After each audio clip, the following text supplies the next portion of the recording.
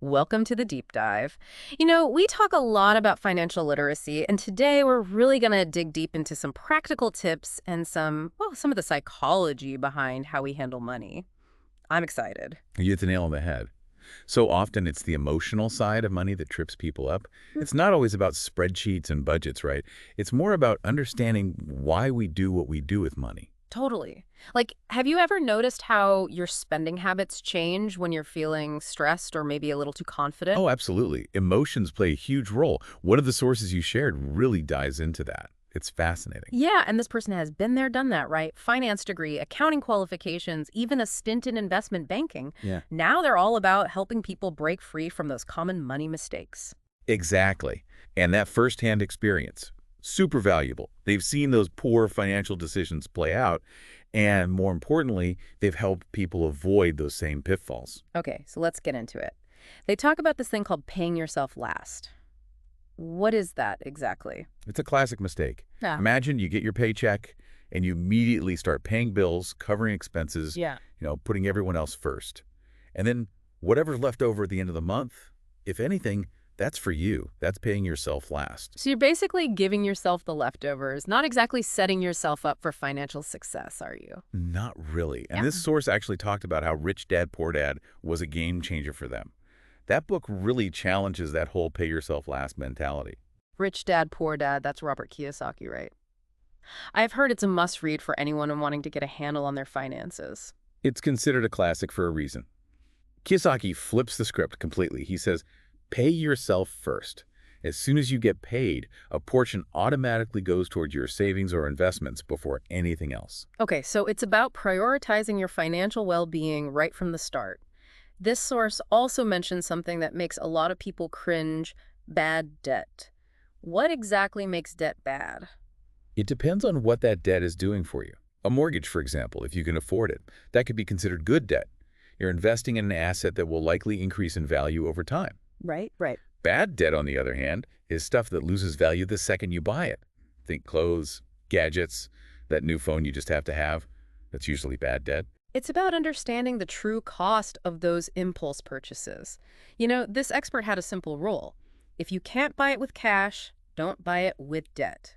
I love that. Such a good guideline. It really makes you stop and think before swiping that credit card. It forces you to ask, do I really need this? Or is there a less expensive option? It's about creating a mindful relationship with spending, for sure. Now, this source also emphasized the importance of having a financial buffer. What exactly does that look like, and how much should we be aiming for? Think of it as your safety net money set aside specifically for those just-in-case moments. A flat tire, a medical bill, unexpected job loss. Those curveballs life throws at you. Exactly. And how much should you have? A good rule of thumb is 3 to 6 months worth of living expenses.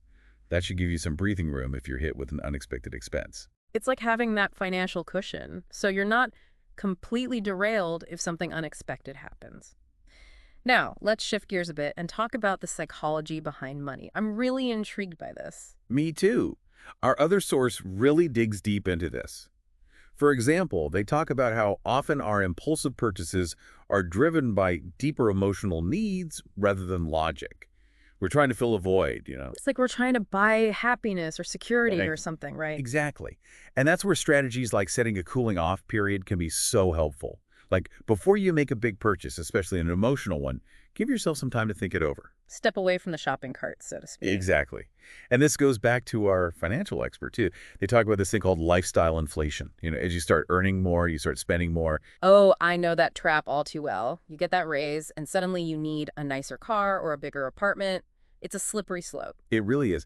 And that's why this source emphasizes tracking your income and expenses meticulously. Because when you can see where your money is going, really see it, you're in a much better position to make conscious choices about your spending. It's like holding up a mirror to your spending habits, Yeah. right? Makes you more aware. Precisely. Now, they also brought up something that tends to make people nervous. Taxes. Ugh, yeah. Taxes, not my favorite topic. Right, but this source made a really good point about understanding the tax rules. They even suggested seeking professional advice if needed, just to make sure you're not overlooking any deductions or credits. So basically, don't be afraid to ask for help Mm. because it could save you a lot of money in the long run. Absolutely. And They also mention these things called tax-advantaged investment accounts. Have you heard of those? Vaguely, I think they're supposed to help you save for retirement or something. They can, yeah. A 401k is one example. Or a Roth IRA. They each have their own rules and benefits, but essentially they allow your investments to grow tax-free or tax-deferred. Sounds complicated. It can be, but there are tons of resources out there to help you figure it out. And of course, a financial advisor can always help you navigate the complexities. Got it. So speaking of investing, and I'm curious about this source seems to think that waiting too long to invest is a huge mistake. Why is that? Time. It's all about time. The sooner you start investing, the more time your money has to grow. And not just grow, but grow exponentially. Have you heard of the magic of compounding? I've heard the term, but I'll be honest, I'm not entirely sure how it works. So basically it means you earn interest on your interest. Yeah. And then interest on that interest. It's like a snowball effect. So the earlier you start, the bigger that snowball can get. You got it.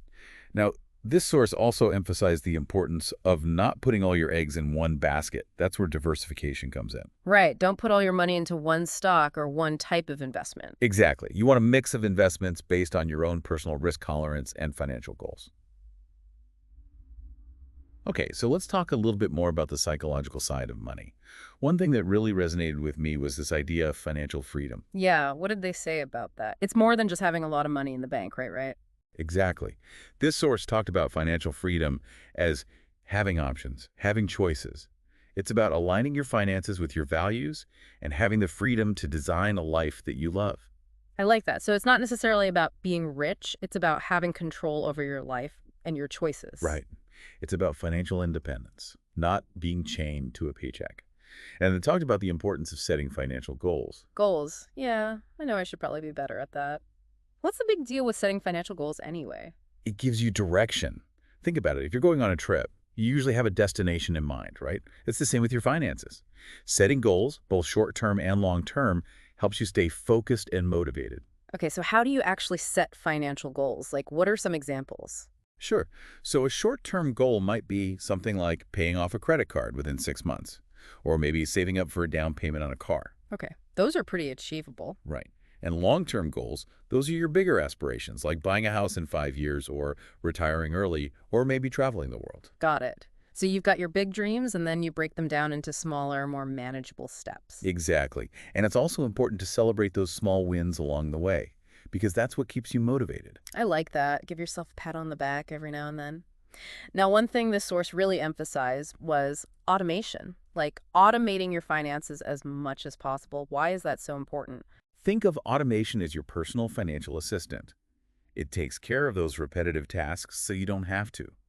You can set up automatic transfers to your savings account, schedule bill payments, even track your spending automatically. So it's like having a personal finance robot working for you 24/7. Exactly. And this source also touched on something we mentioned earlier, seeking professional financial advice. They're big proponents of getting help when you need it. They are. And sometimes it really is worth it to have an expert in your corner, someone who can look at your unique situation and help you create a personalized financial plan. Makes sense. You wouldn't try to perform surgery on yourself, right? Some things are better left to the professionals. Exactly. Now, one last point I want to break up from our sources. They both touched on this idea of continuous learning when it comes to personal finance. So it's like anything else. The more you know, the better decisions you can make. Exactly. And let's be real, the world of finance is always changing. New products, new strategies, new market conditions. It's a lot to keep up with. It can feel overwhelming, for sure. So how do we stay ahead of the curve without getting completely overwhelmed? Well, it doesn't have to be this huge undertaking. This source talked about keeping it simple, reading articles, maybe listening to a podcast or two, wink, wink, or even just attending a workshop every now and then. Every little bit helps. Absolutely. It's about being proactive, taking control of your financial well-being instead of just letting things happen to you. I like that. So as we wrap up this deep dive, is there one big takeaway you hope our listeners really take to heart today? For me, it's about realizing that financial literacy is for everyone.